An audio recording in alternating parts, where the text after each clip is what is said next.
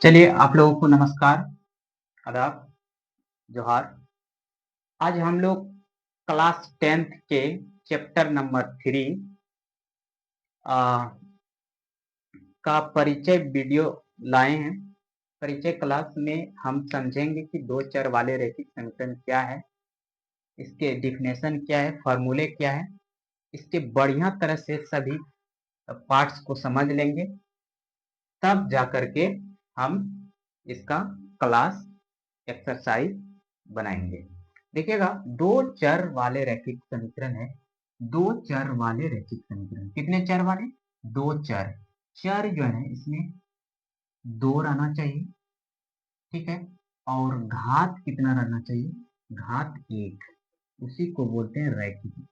जिस समीकरण में घात एक होता है यानी पावर एक होता है, उसको क्या बोलते हैं? रैखिक समीकरण। क्या बोलते हैं? रैखिक समीकरण, ठीक है। रैखिक समीकरण। तो देखिएगा, एग्जाम्पल दे के आपको समझाते हैं।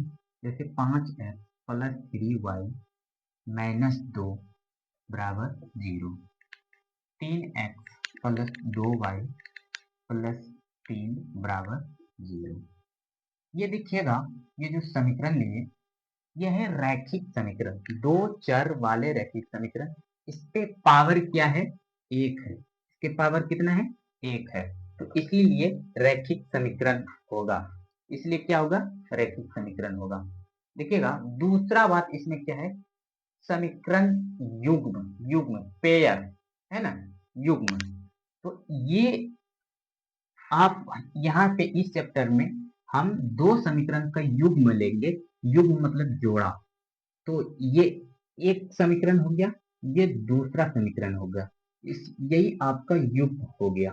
युग्म दो चर वाले रैखिक समीकरण, दो चर वाले रैखिक समीकरण युग्म, ठीक है।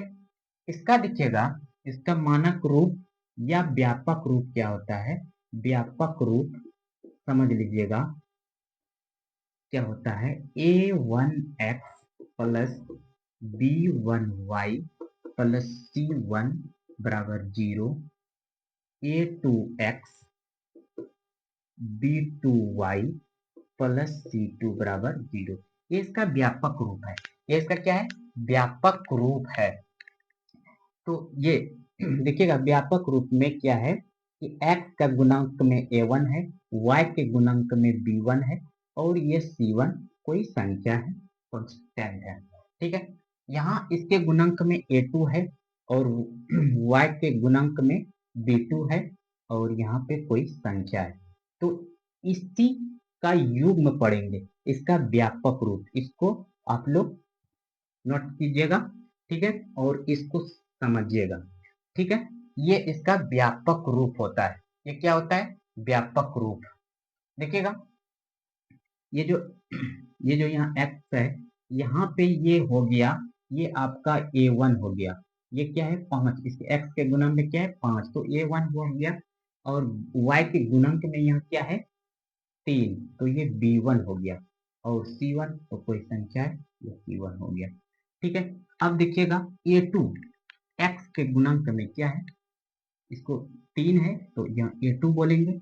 इसको y के गुणांक में यहाँ क्या है? 2 है, इसको b2 बोलेंगे। और c2 कोई संख्या है। तो इसको लेकर के हम सवाल आ, आगे बनाएंगे। तो इसका व्यापक रूप क्या है? यही है। आप इसको समझेंगे और आगे इसको बनाएंगे। देखिएगा, इसका जो अब दो चर वाले रैखिक समीकरण का जो है विधि होता है, हल होता है, हल करने का विधि है ना। तो कितने प्रकार के हल कर सकते हैं इसको? हम जो है ना, इसको मुख्यतः 3 प्रकार के आपके सिलेबस में दिया है। एक है प्रतिस्थापन विधि, प्रतिस्थापन विधि, ठीक है। दूसरा है प्रतिस्थापन विधि हो गया। दूसरा है विलोपन विधि। कौन विधि? विलोपन विधि। तीसरा है ग्राफीय विधि। कौन विधि? ग्राफीय विधि, ग्राफीय विधि। और चौथा है वज्र वज्र गुणन विधि, वज्र गुणन विधि। ठीक है, मुख्यतः हम 4 प्रकार से इसको हल कर सकते हैं। ठीक है, ये आपका 3 ही टाइप का आपके नए वाले बुक में है। ठीक है, और इस तरह से हम 4 प्रकार से रूपों में इसको हल कर सकते हैं, और हल करेंगे तो सबका आंसर सेम आएगा। लेकिन हल करने का तरीका आपको जिस विधि से भी अच्छा लगे उस विधि से ही आप बनाना। हम सभी विधि का प्रकार बता देंगे, बताने का तरीका बताएंगे। सब विधि, प्रतिस्थापन विधि, विलोपन विधि, ग्राफीय विधि, ये सब आपको विधि बताते हैं। जौन विधि से आपको अच्छा लगे उस विधि से आप बनाना है। कभी कभी पूछ दे, लेकिन आपको सभी विधि थोड़ा सा बनाने के लिए आना चाहिए सभी विधियों से, क्योंकि अगर कभी पूछ दे कि प्रतिस्थापन विधि से ही हल करें, तब आप प्रतिस्थापन से हल करना।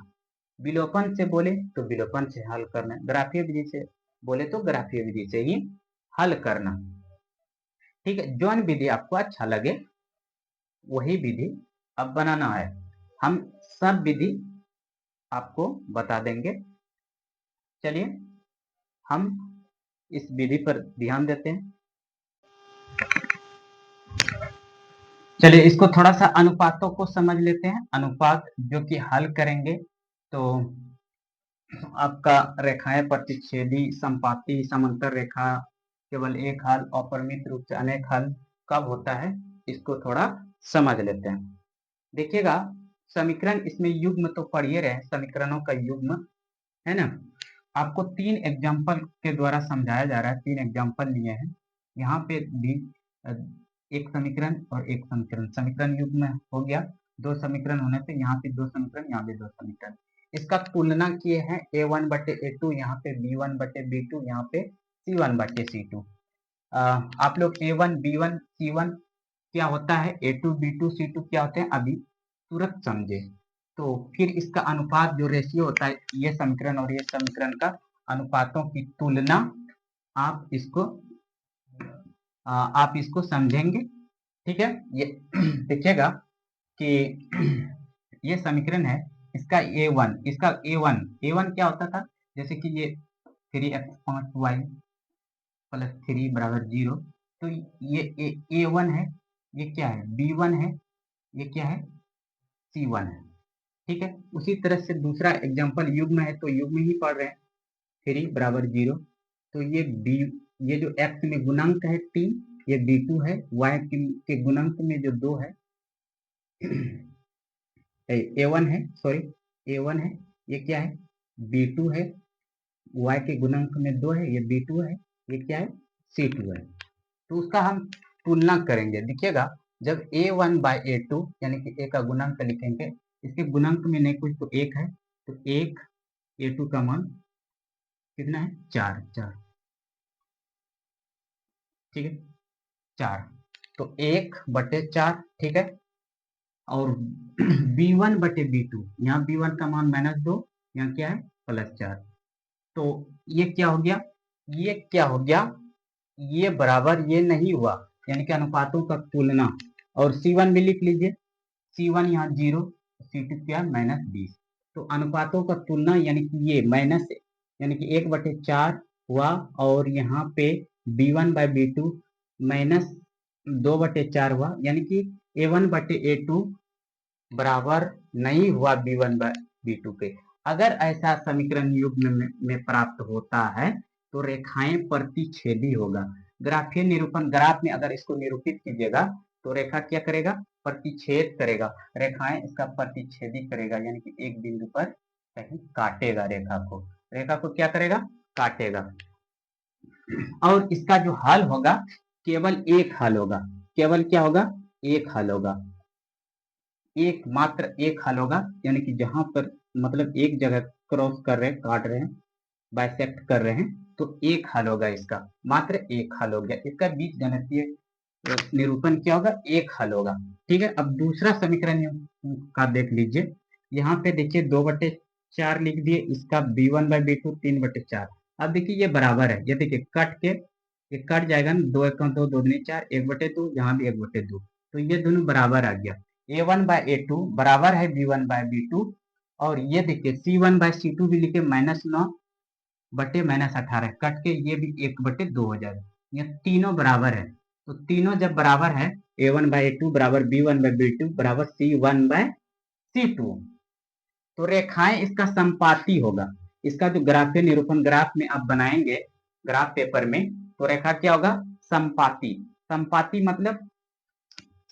मतलब एक रेखा सेम दूसरा रेखा भी उसी पे ओवरलैप कर जाए, उसी को बोलते हैं संपाती। जैसे कि आप लोग का ये हाथ है, हाथ है, हाथ जो है आप ऐसे रखते हैं तो एकदम सेम बराबर है आपका हाथ, तो एक दूसरे पे ये क्या हो गया? संपाती हो गया, एकदम सेम दोनों हाथ एक दूसरे पर एडजस्ट कर गया, तो ये संपाती है। ठीक है, सब किसी किसी का हो सकता है किसी कारण बस छोटा बड़ा हो, वो कारण बस होगा, लेकिन नेचुरली ये आपका संपाती। संपाती मतलब एकदम से ढक देना, एक रेखा दूसरे रेखा को एकदम सेम लेंथ में क्या करना? ढक देना, उसी को बोलते हैं संपाती। इसका जो हल होगा बीजगणितीय रूप में, हल इसका अपरिमित रूप से अनेक हल होगा, बहुत सारे हल होगा। कितना होगा? बहुत सारे हल होगा। ठीक है, क्यों होगा बहुत सारे हल? क्योंकि ये रेखाएं संपाती आया, हर जगह एक बिंदु पर काटेगा, तो अपरिमित रूप से अनेक हल हो जाएंगे। ठीक है, दो दो समीकरण युग्म का आप ग्राफीय यानी कि अनुपातों का तुलना समझ लिए। अब तीसरा समझते हैं। तीसरा देखिएगा, यहाँ भी समीकरण युग्म है। यहाँ देखिए A1 का गुणांक 1 है और A2 का क्या है? 2, 1/2, फिर यहाँ 2 है, यहाँ 4 है, 2/4, फिर यहाँ पे C1 C2 क्या है? -4/-12।